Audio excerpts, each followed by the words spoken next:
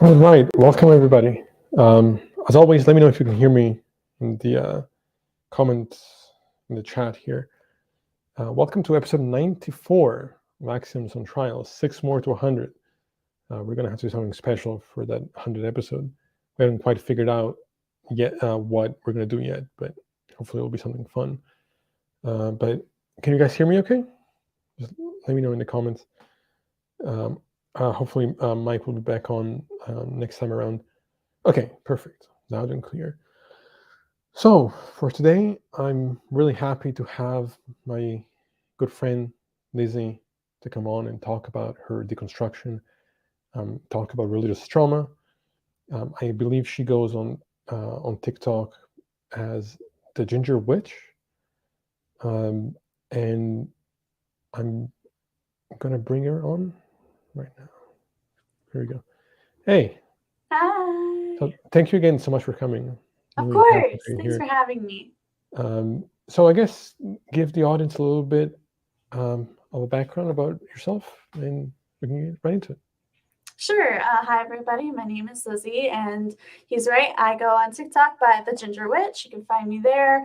I make videos that are very cathartic for me. Sometimes they're funny. Sometimes they're a little more serious. One segment a lot of people typically enjoy is fucked up shit that churches do.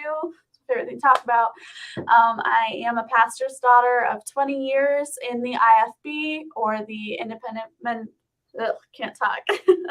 Independent Fundamental Baptist denomination of the Christian faith. My family is still in that. I personally am an atheist now.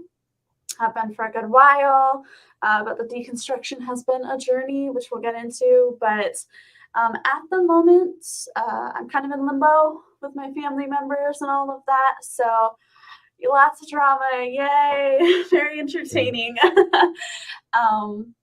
But yeah, there's a lot to unpack, a lot of religious trauma, a lot of all the fun stuff, the trauma bonding. For sure. And being you said you're a pastor's daughter, right?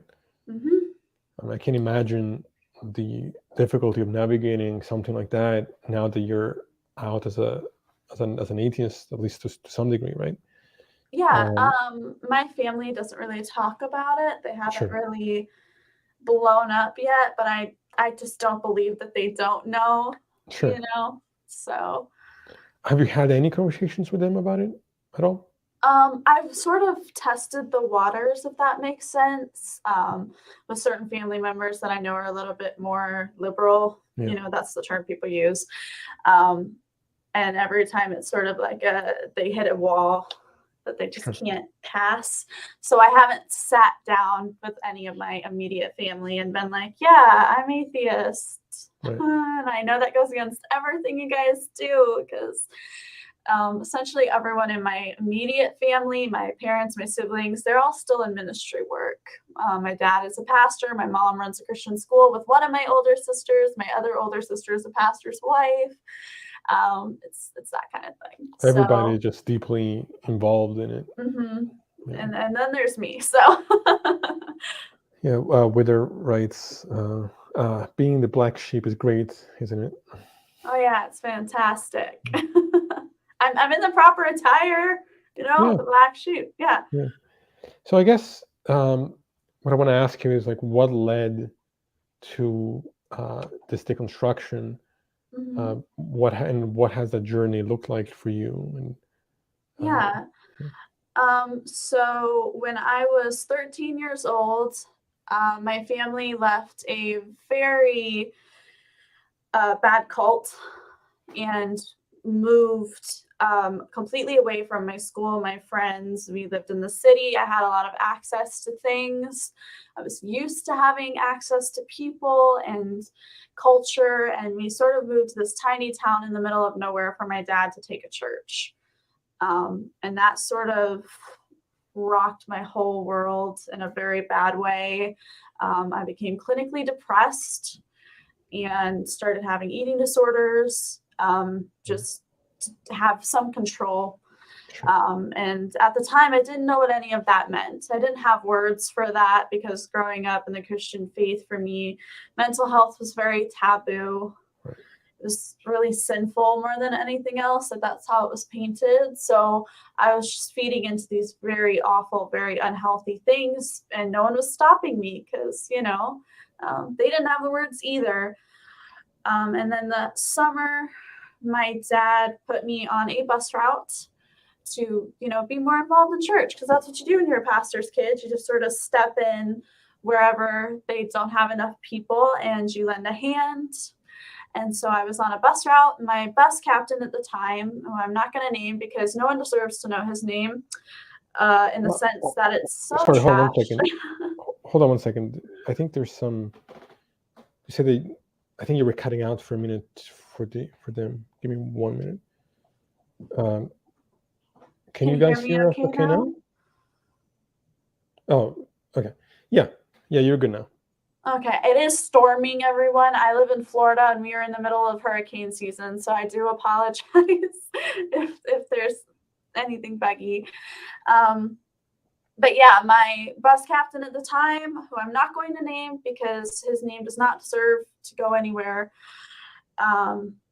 he was 21 going on 22, and I'm 13, and he started grooming me over the course of the summer.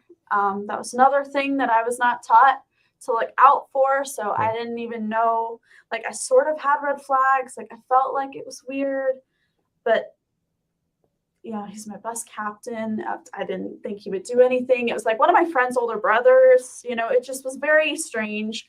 And then the last 2 weeks of the summer before he went back to Bible college, he sent me a message very late at night saying I needed to meet him in a back choir room, that we were meant to be. I was the woman of his dreams, that, age was just a thing. And just, I won't go into detail, but essentially I could tell even at 13 that the goal was to consummate.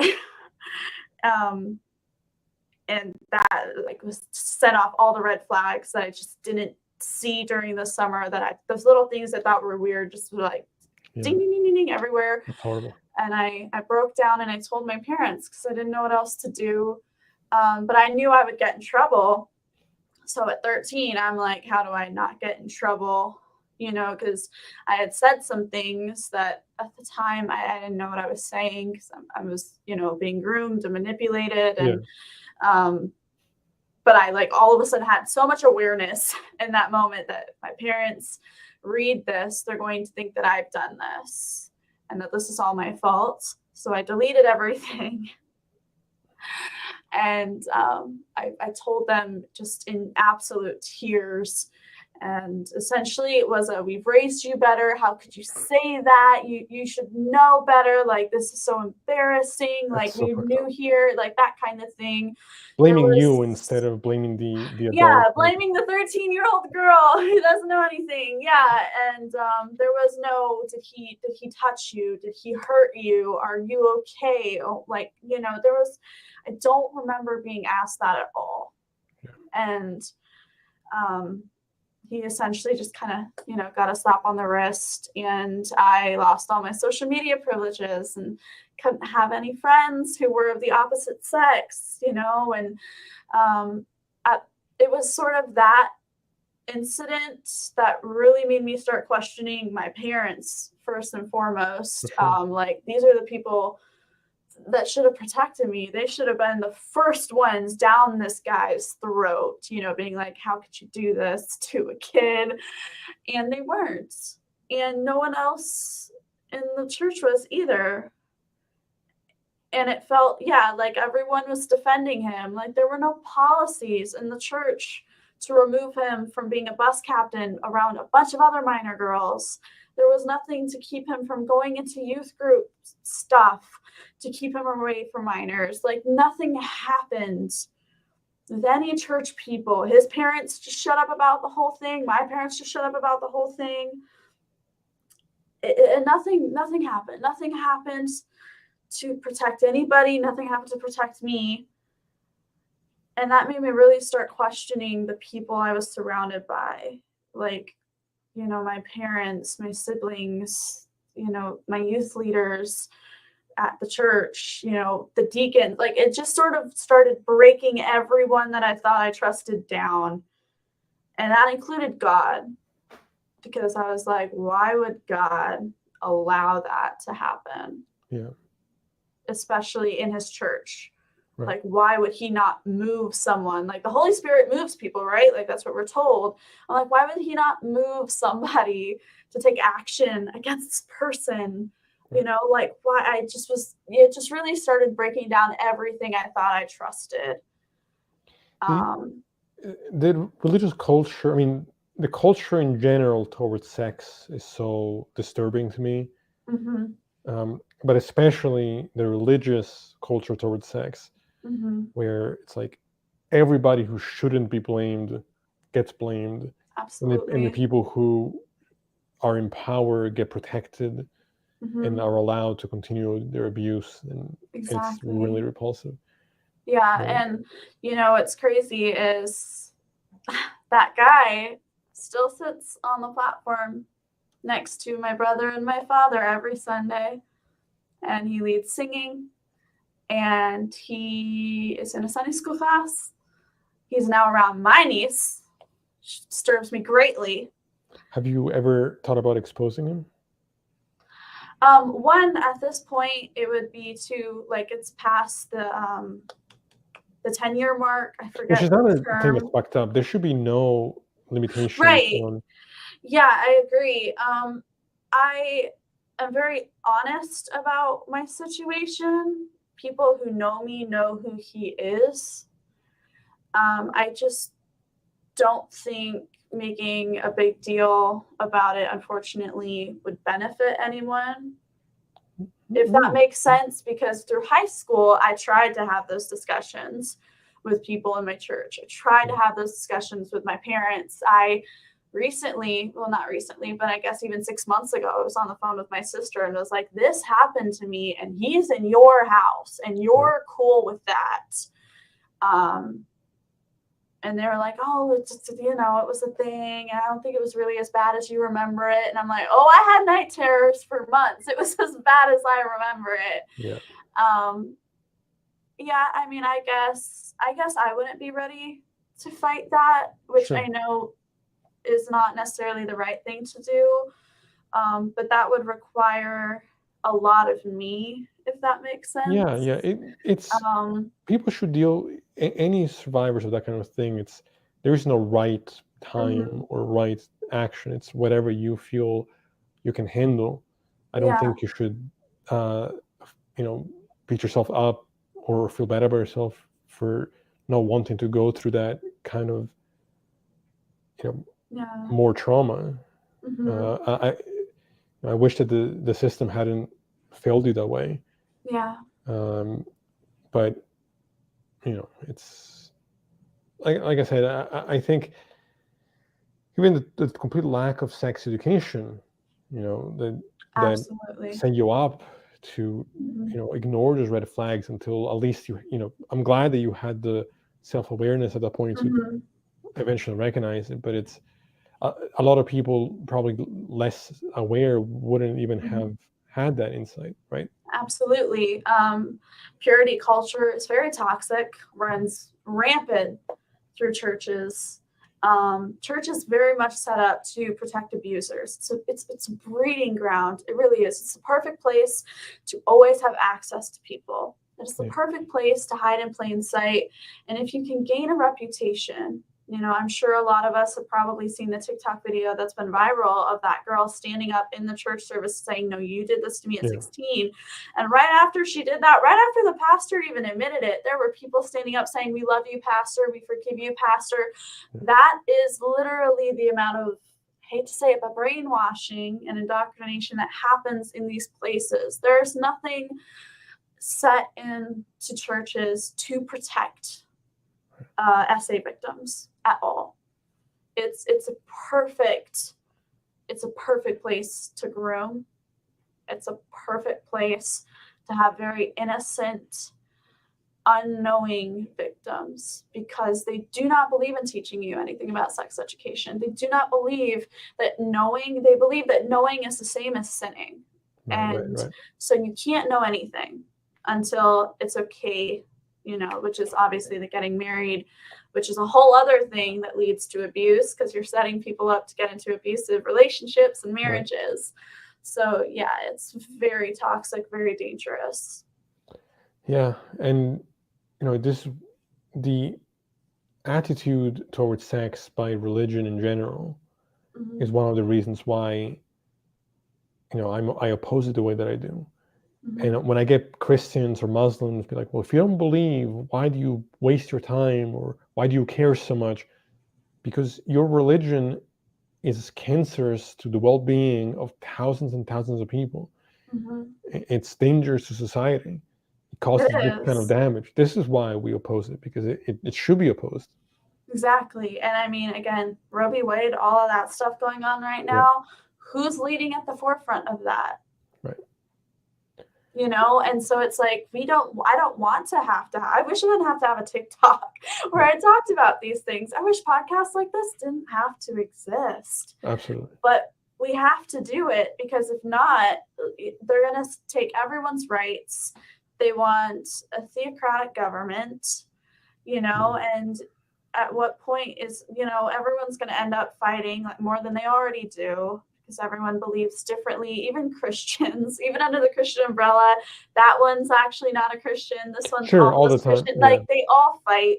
So it can't be trusted. It is not a viable foundation. It is not consistent, and it's not trustworthy. Yeah. And their excuse is always so poor. Like, how many times, I'm sure you've heard it too, well, you can't blame God for the failings of the church, or you can't blame God for somebody doing something evil because of free will, this illusion. And it's like, yeah, but God, whose free will does God care about? The free will of the abuser, right, who imposes their will on the will of the victim, who doesn't have any ability to escape that? Like, it just doesn't make any sense. A loving God couldn't let this kind of stuff happen.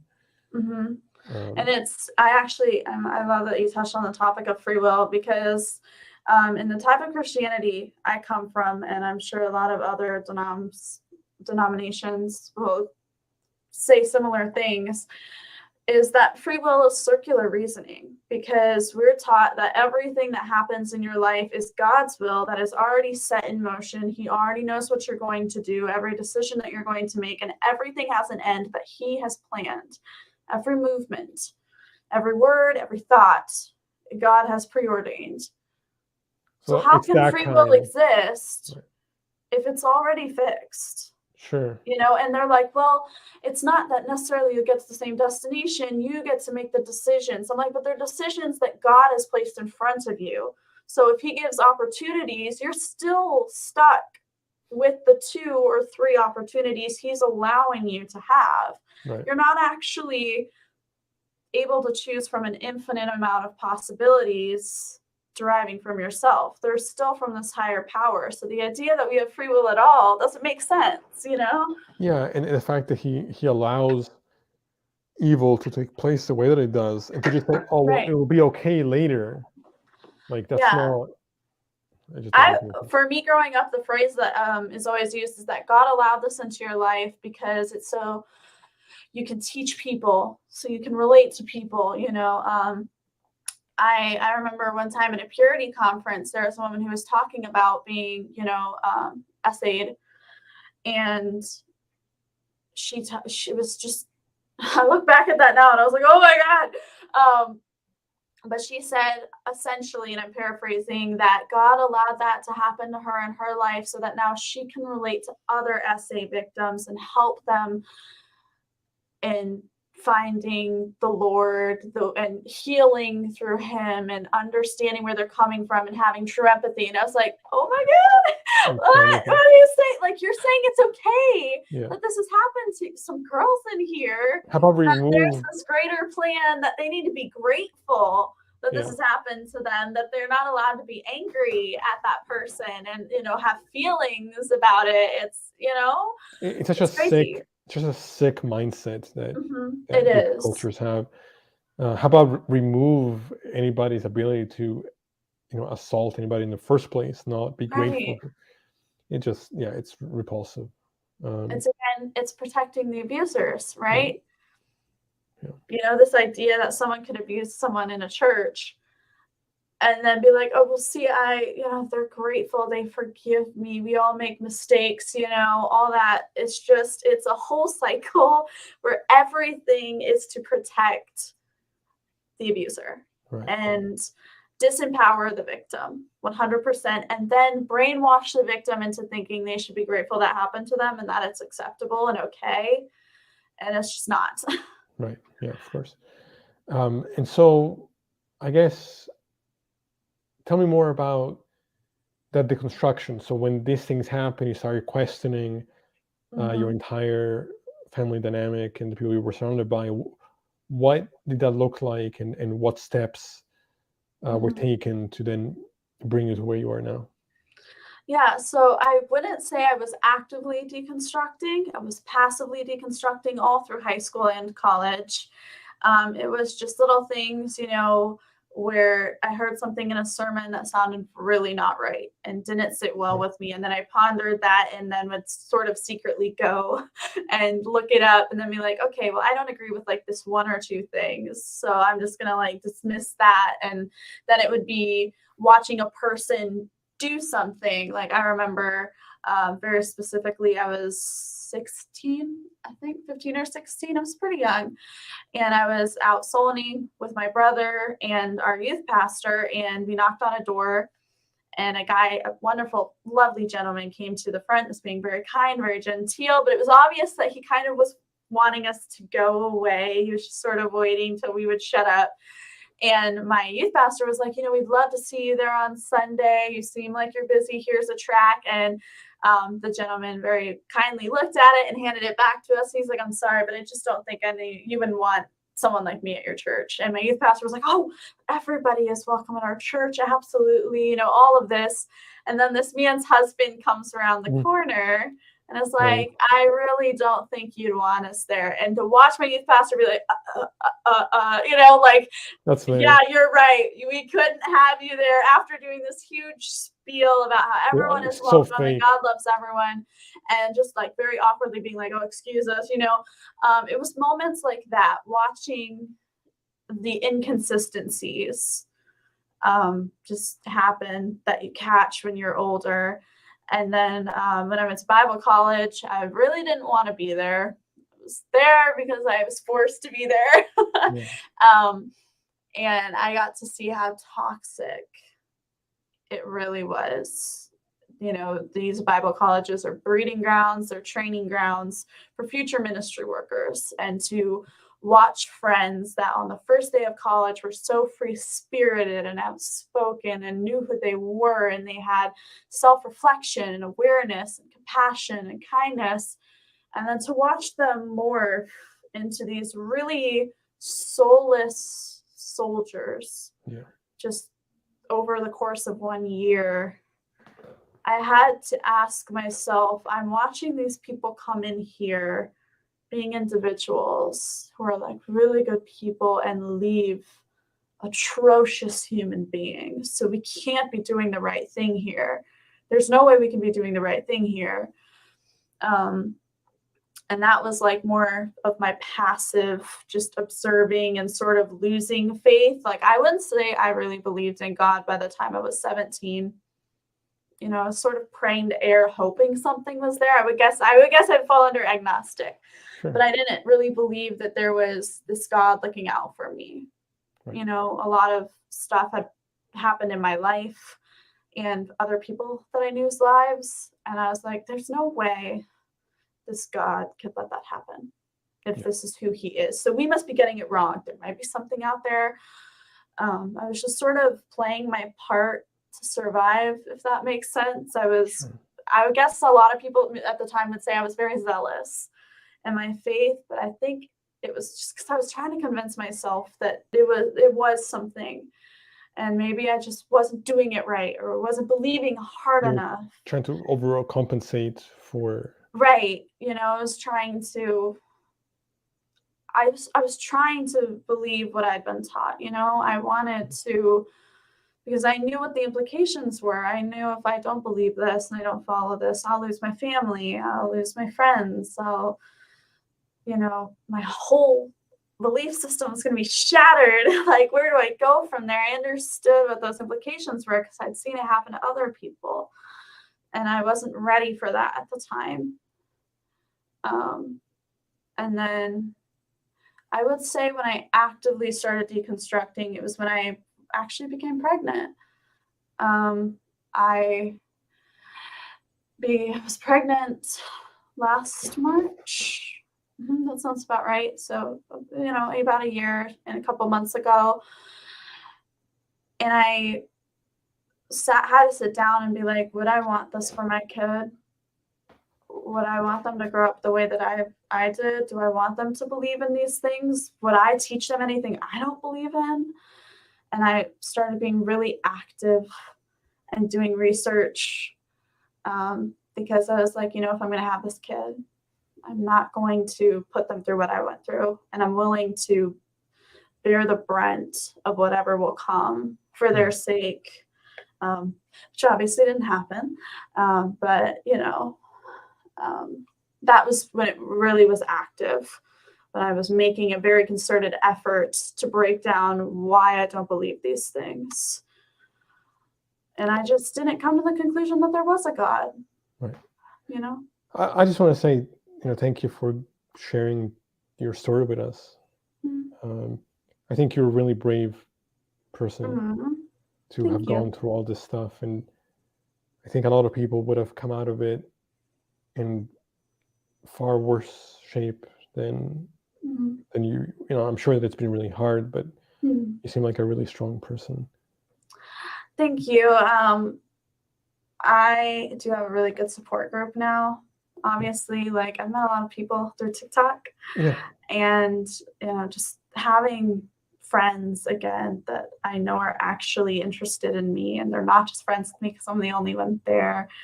That's been a huge thing. And, of course, my partners are both incredible people, and I absolutely could not have gone through any of this without them. So I'm lucky.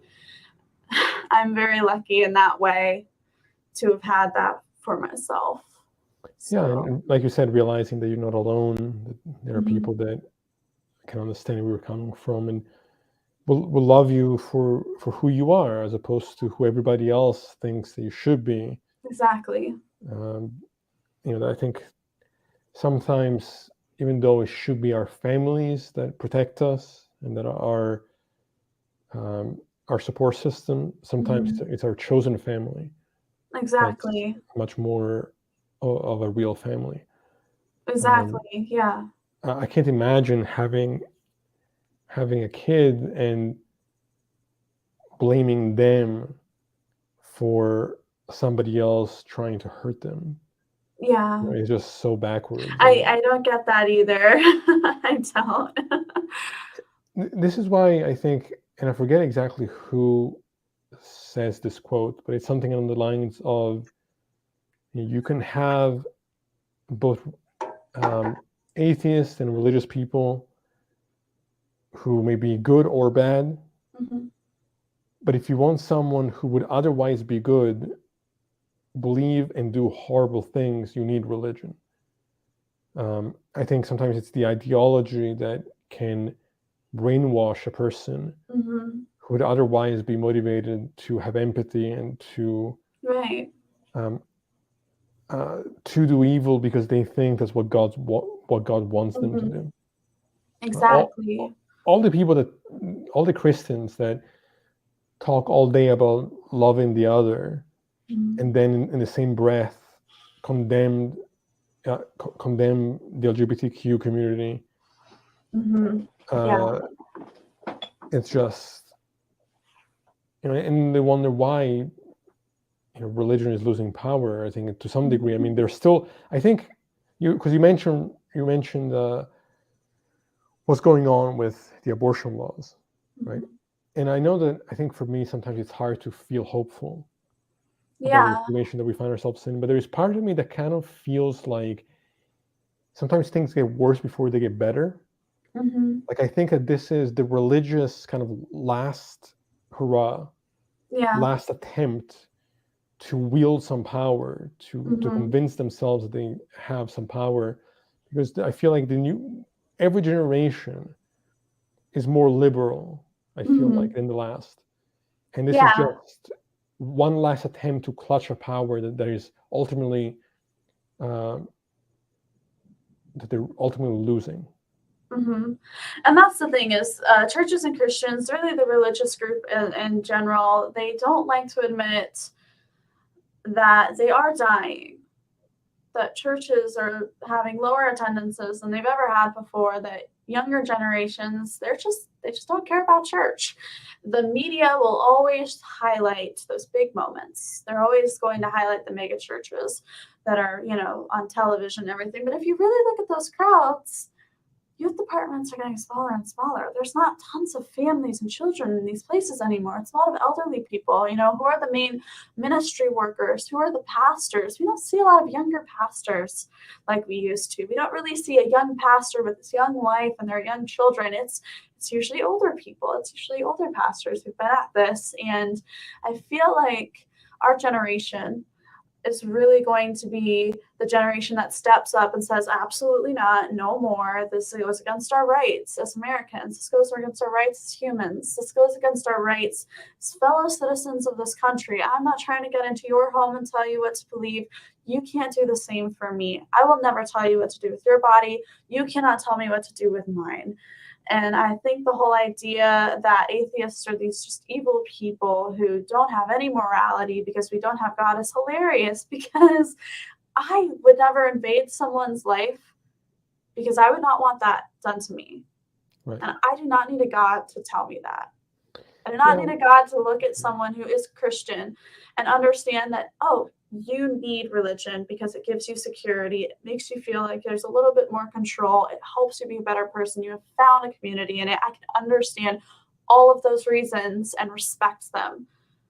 I expect the same treatment back. Yeah, exactly. And I don't think Christians just don't want us to think there's very many of us, but we're everywhere.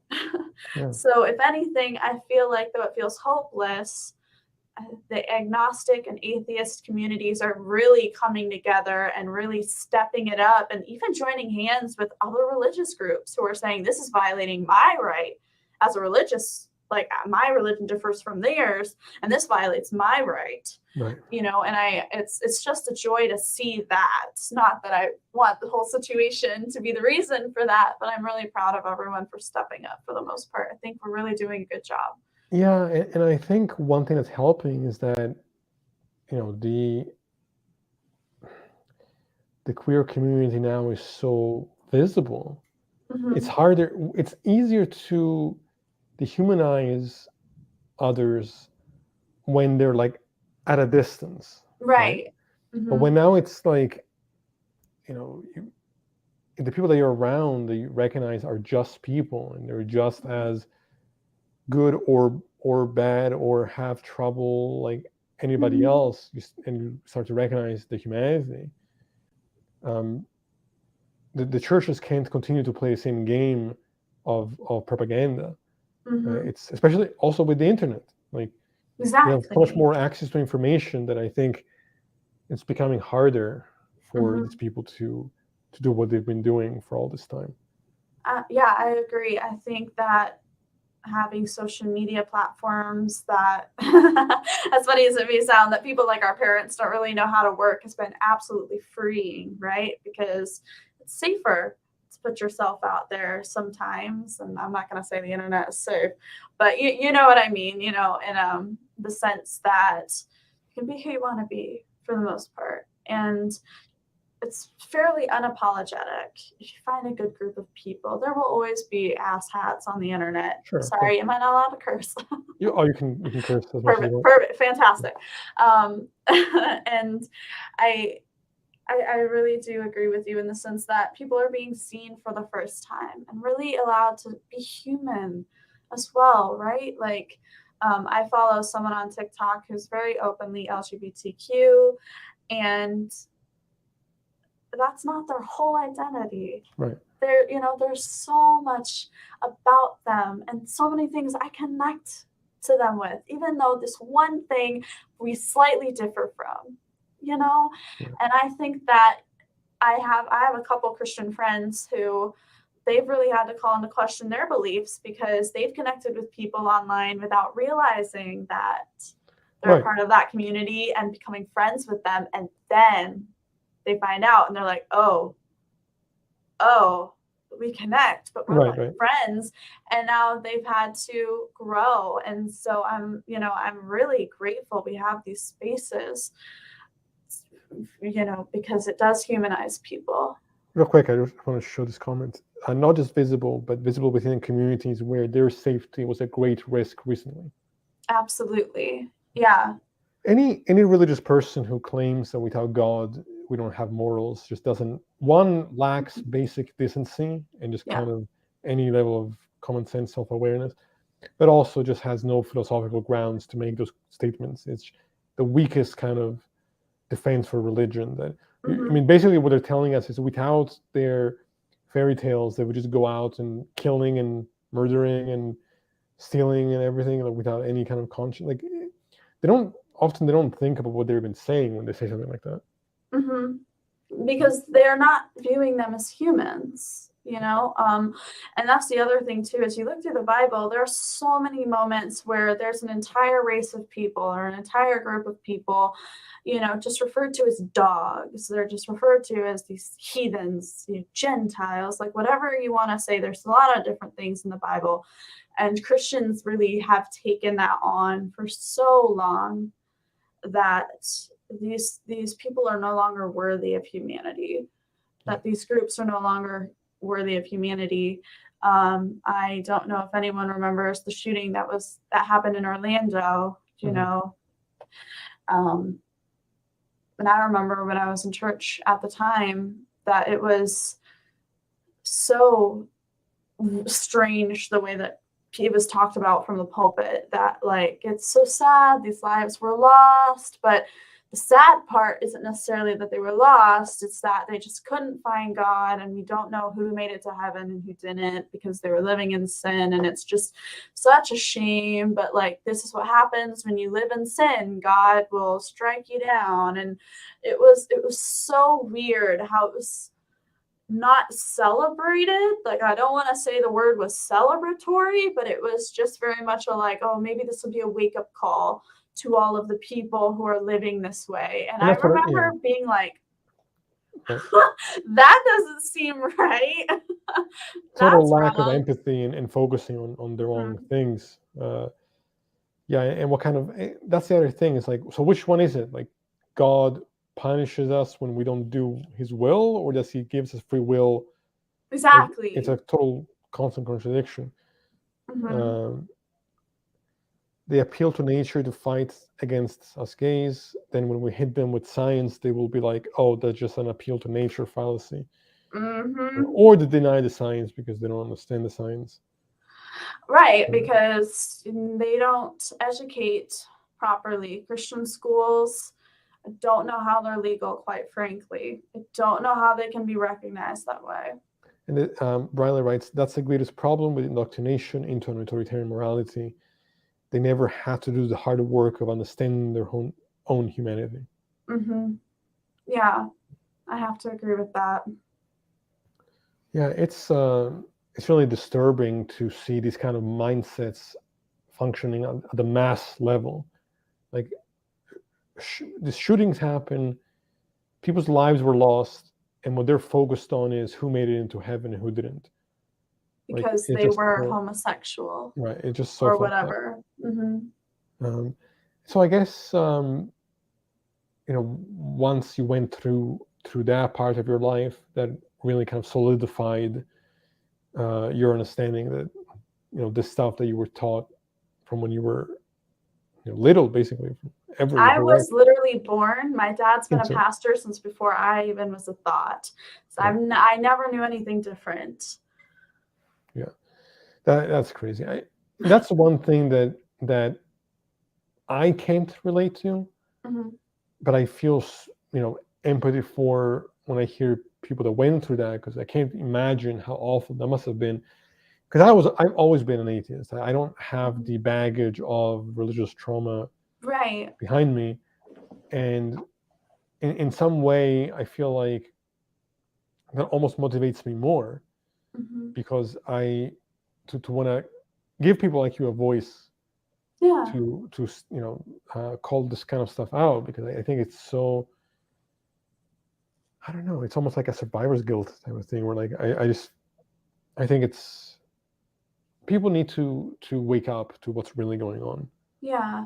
And the thing is, I understand what you're saying, because I have friends like that too, who they're like, I never knew anything like that, so I feel so bad for you. But I think the thing that y'all need to realize is we really need voices like you, because you're not working through the trauma that we are. Yeah. If you have a family that supports what you're doing and they've never bothered with anything like that, you don't have to look at disownment, so you might be able to do that way more unbiasedly than we ever could. I definitely don't want to ruin my family's lives. I don't want them to lose their jobs because of me, but their jobs are what made me want to speak out about this, so I have that internal conflict, whereas someone who didn't grow up in that, they don't have that. And so your voices are really important for people like myself who might be a little more hesitant to be honest about something or to talk about a situation in its full, just everything that happened, with no holding back, right? Because you're not necessarily protecting anyone. Right. And I know for me, creators like that were really just as important when I was going through my deconstruction as creators that related to me. And I was like, I know what that's like. And I see myself. It was really important to have those unbiased voices who literally just told it how it was. And then I could take that and unpack it. And it really helped me be like, oh, what I grew up with wasn't normal. Does that make sense?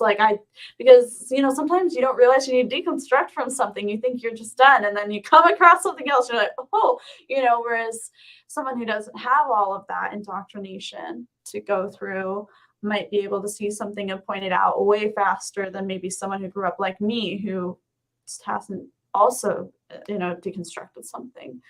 Yeah. I mean, that's one of the main reasons why we started this show.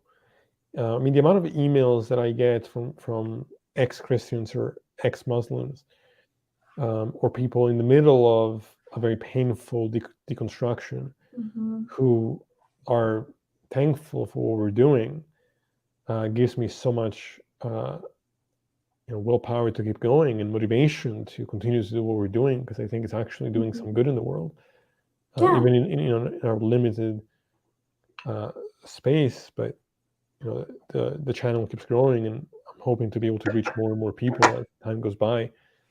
And I think both our kinds of voices are essential. Yes. I think yes, they are. Yours for those who can see that their trauma is something that's shared, and mine for, like you said, being able to not have the religious be like, oh, well, you're just like this because you hate God, or you're just like this because you've had religious trauma. It's like, no, I don't have any religious trauma to use. Real quick, I want to. Zachariah writes, both my parents were abused by Christians. I was raised anti-theist.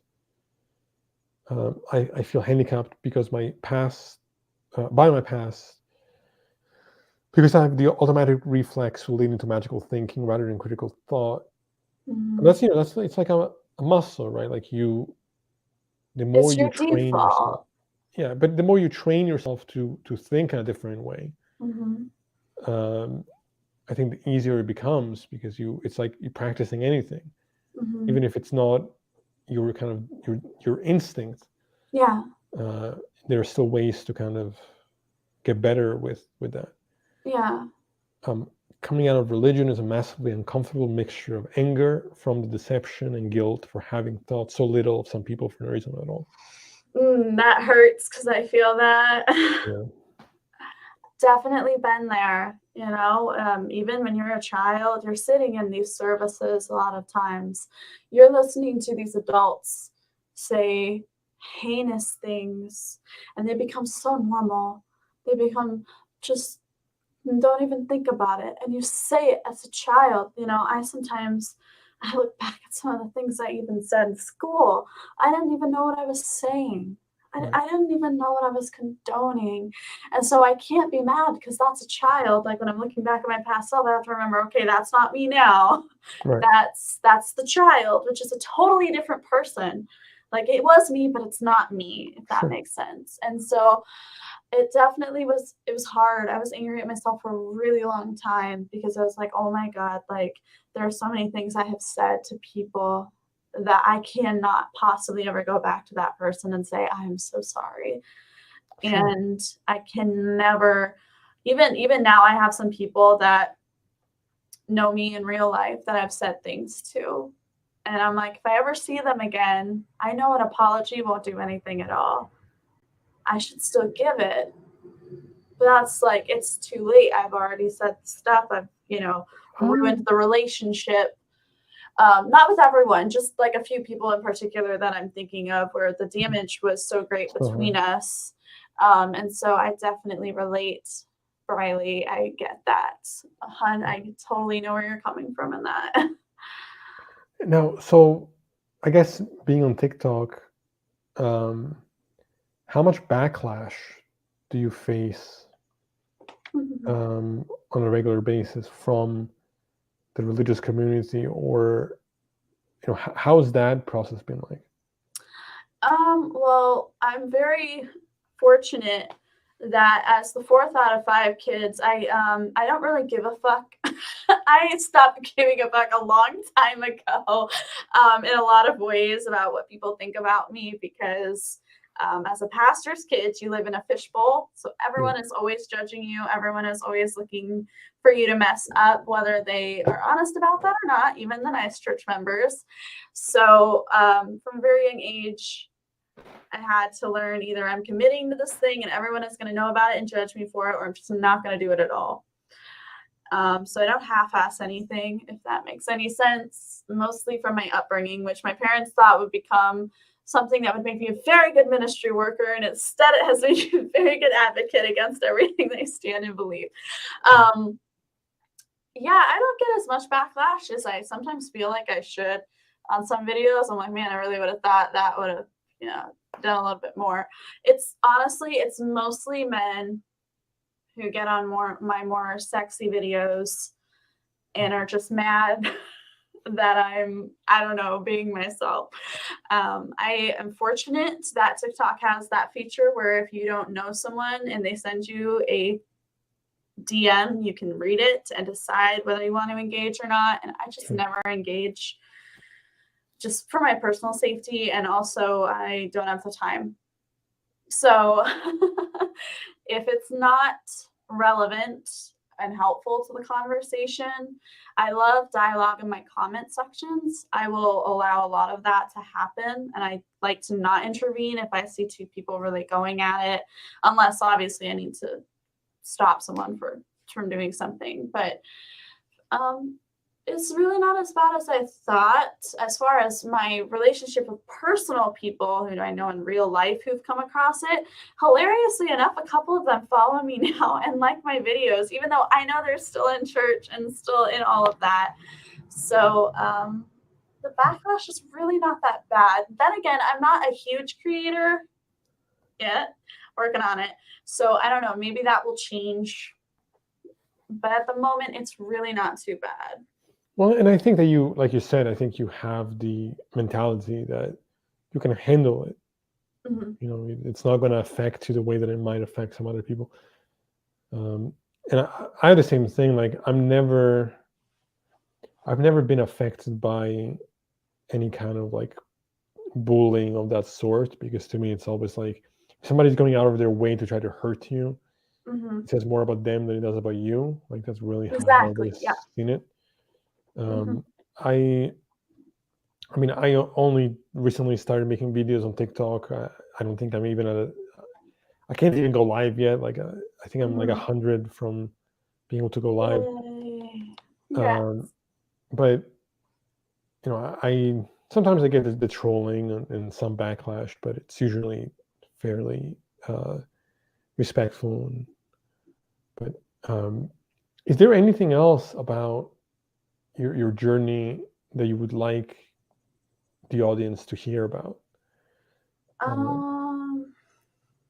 That's a loaded question. Which thing? The list of things. Which one?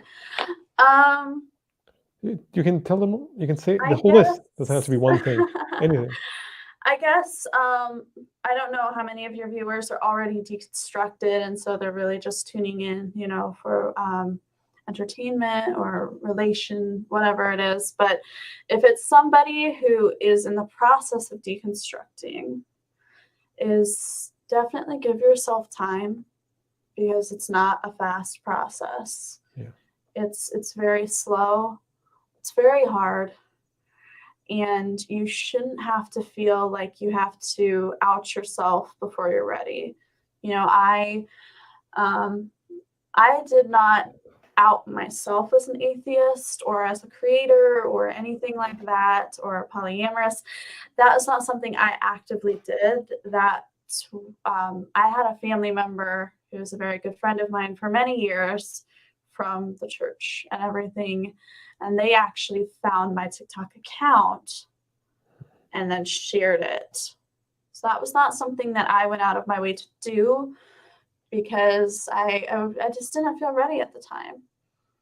And if you feel like you need to be quiet about that, there's no shame in that. I think there's this idea that you become an atheist or an agnostic, and all of a sudden you need to publicize it for the whole world to see, and you can no longer, interact with your Christian or religious, family and friends, because they're gonna know, or it's just gonna be weird. And it doesn't have to be. I definitely am still some, friends, really good friends with some Christians who grew up with me, or who I met later down the road in the middle of my deconstruction.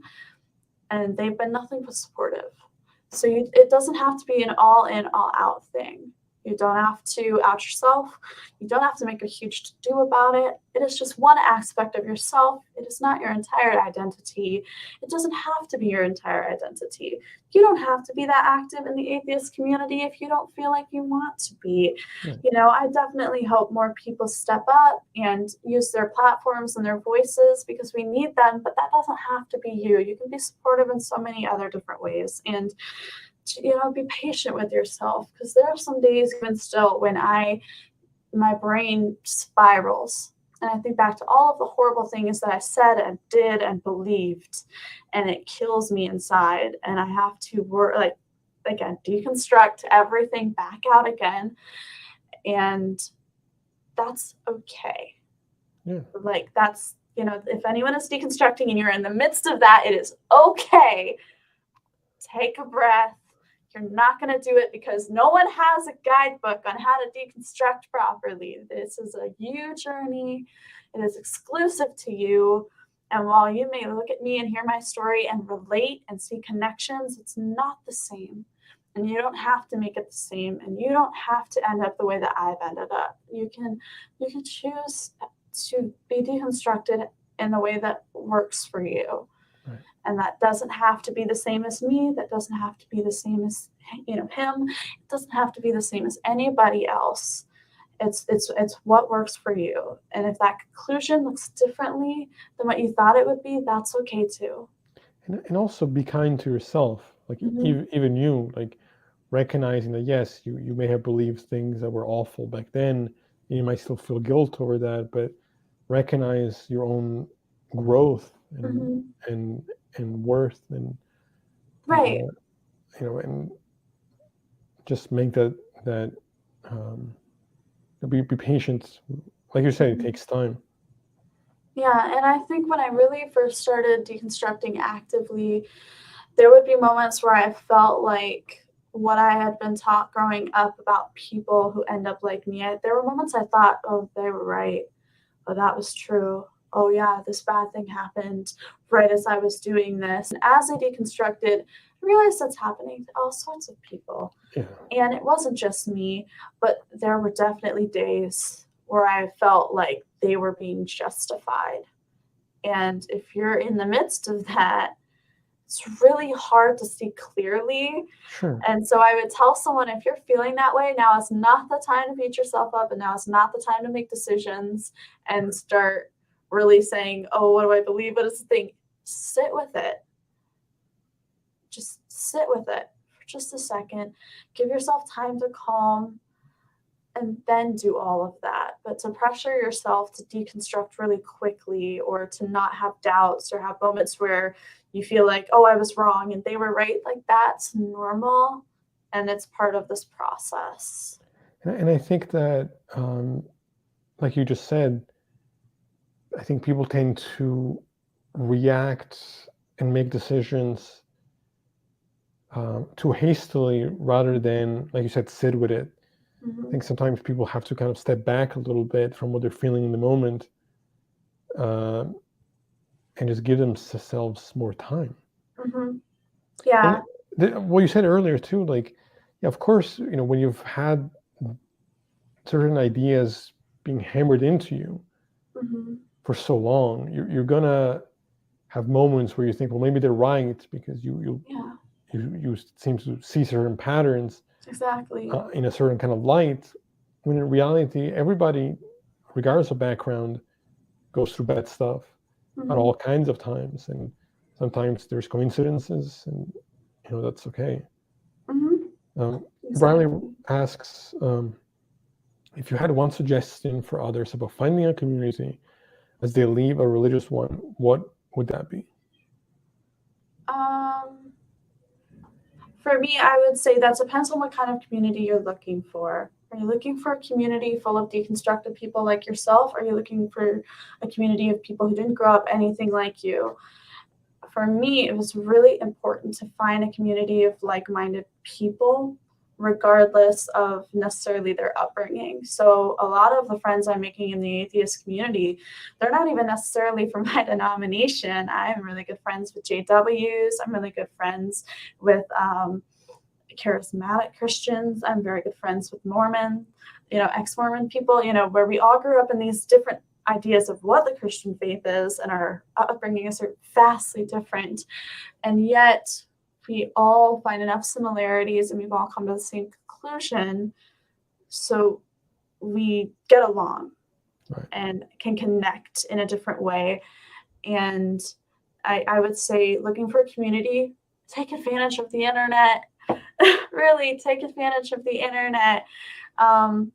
There's so many amazing, particularly atheist communities online. There are so many organizations that have platforms that you can go and meet with people. And obviously, like AACon next, April is going to be awesome.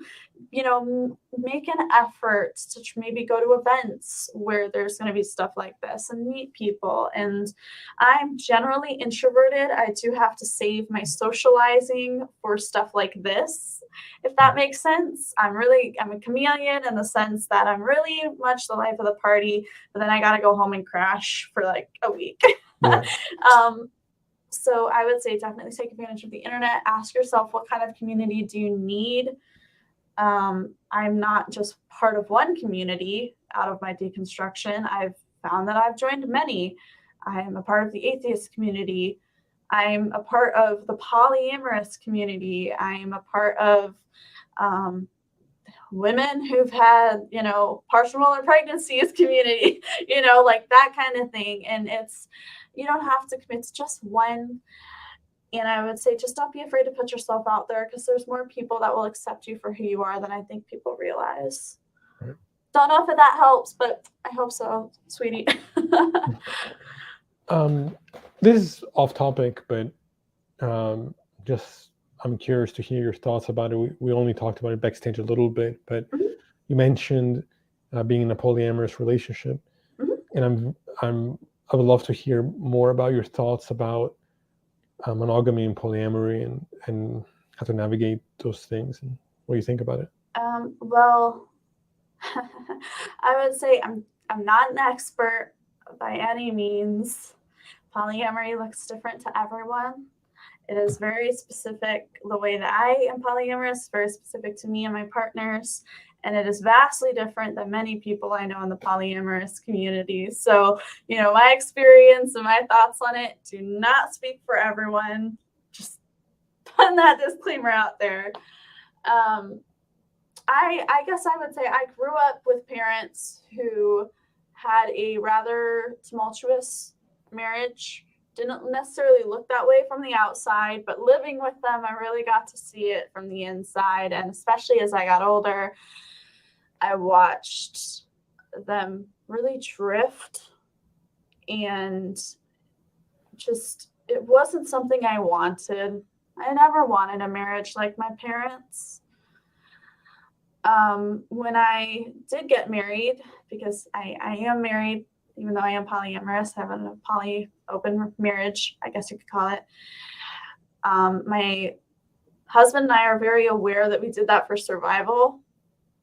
That was to get out of the religious upbringing that we grew up in. And it was the easiest way to do it. It was to be married. So I got married literally 7 days after I turned 20.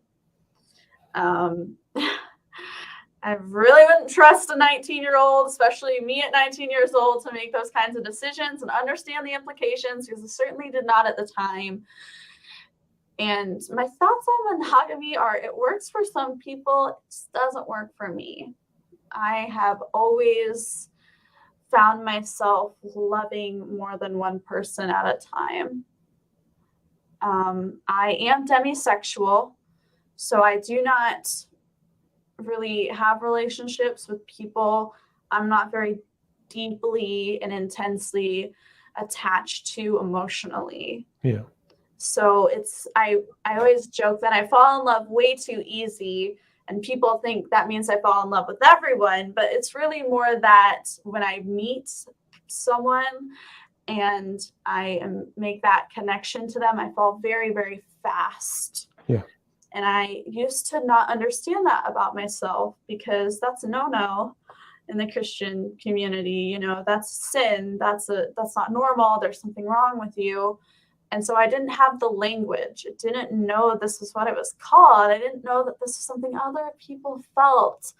And I was really unhappy for a long time, because I was lying to myself that monogamy was that's what I've committed to. And I really stayed away from having male friends, because I was always worried, like, I'm gonna meet someone and create a relationship or an attachment with them and hurt myself and hurt them, and I can't have that, and it's wrong, and it's not okay.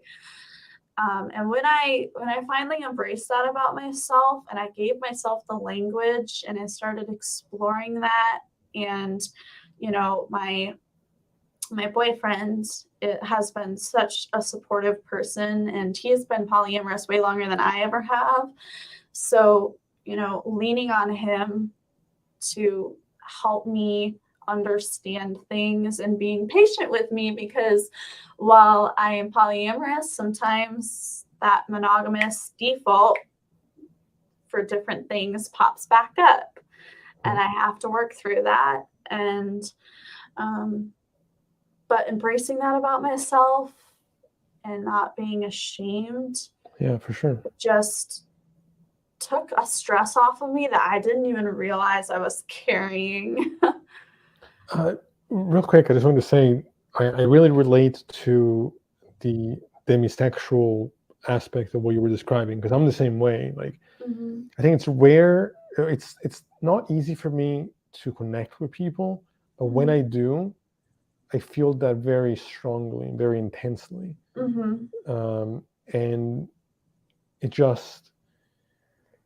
it's an amazing feeling. But there needs to be that mental and emotional connection there. I've never practiced polyamory.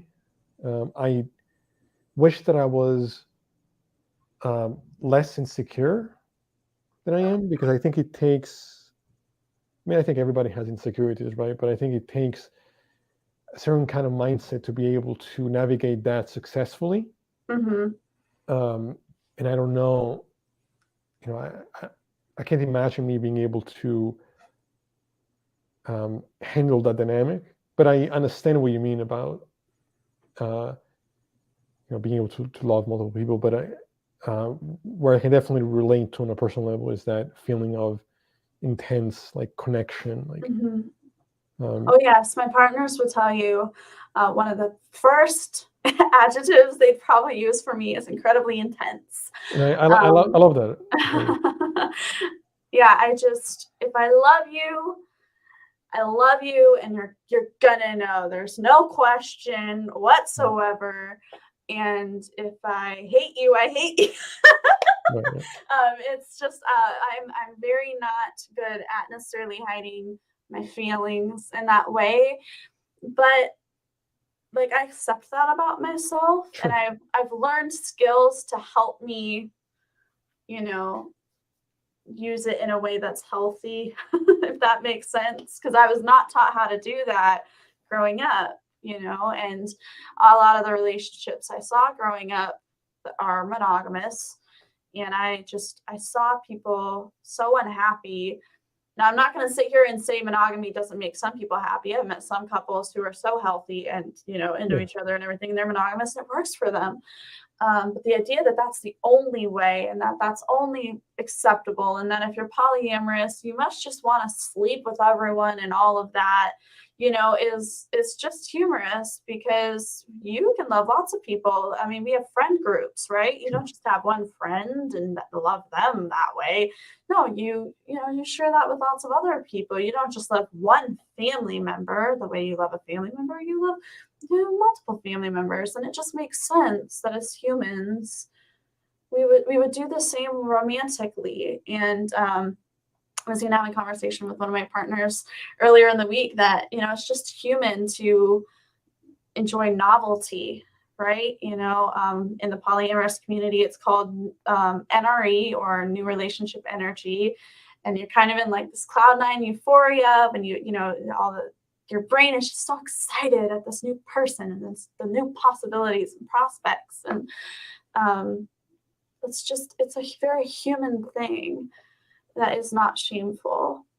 Yeah, and I'm sure that coming from getting over that shame that it's kind of shoved down our throats is difficult, even for people who are not religious. Because, like I said, I don't have that baggage, but even I have had, to process shame in relation to sex and kinks and that kind of stuff. It's not easy, because we live in a society where sex is constantly in our faces, but also stigmatized so much. Yeah. And I think it's hard for anybody to kind of navigate that.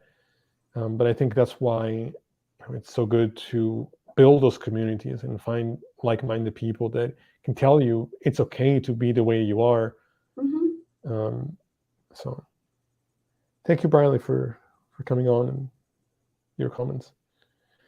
Does anybody else have any questions for Lizzie?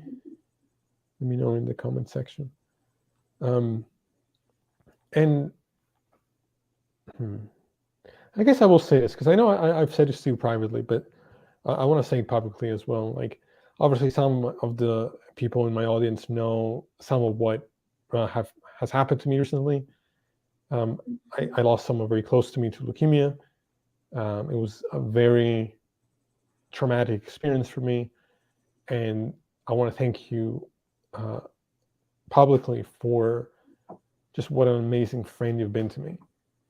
I've never met you in person, but this is when people say, atheists can't have morals and that kind of nonsense. You're a perfect example of somebody who has left that religion, and yet you're one of the most empathetic, kind, caring people that I've ever met. I was basically like a stranger to you, and you were so supportive and kind to me. And it really, obviously, this is something that I'm still struggling with and will continue to struggle with. But I I don't know that I would have gotten through it the way that I did without people like you in my life to make me feel like Yeah. things could be okay. Of course, and I'm obviously very sorry that happened, that you had to go through that, because I really can't imagine being in your shoes. Um, I think that it's just got to be more normalized that we reach out to other people Yeah, for going sure. through that. I mean, I certainly wasn't, once I was aware of the situation, I certainly wasn't gonna like not check in on you and make sure that you were doing okay, because I'm like, oh my God, if I were in that situation, I would really hope that somebody was checking in on me But that's a and making sure testament. I was fine. But that's a testament to what an amazing person you are, because a lot of people wouldn't have done that, especially Yeah. for someone that you just you had just met, and it was Mhm.